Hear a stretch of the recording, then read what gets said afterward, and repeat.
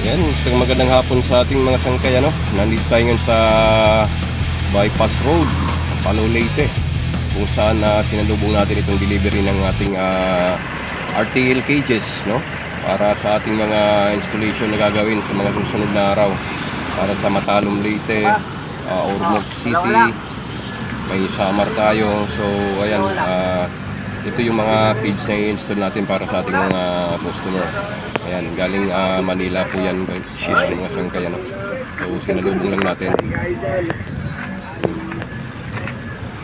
Lahat na yan.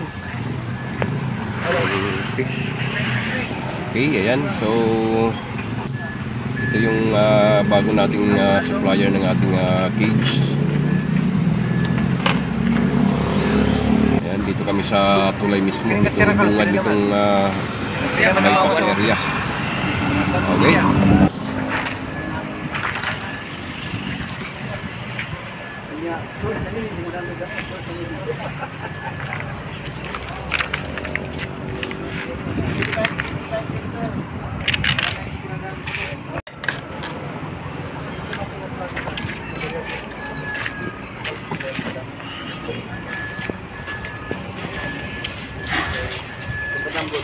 Kasi na rin nag-deliver ng bulim sa madami.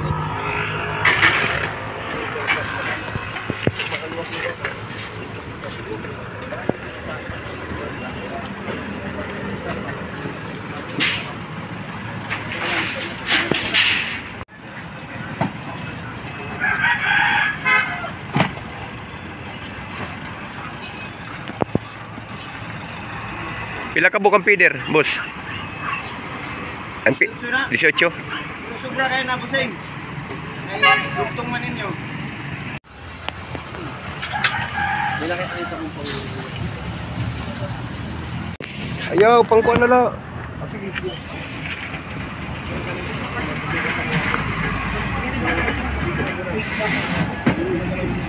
Hanggang na yan, Bul.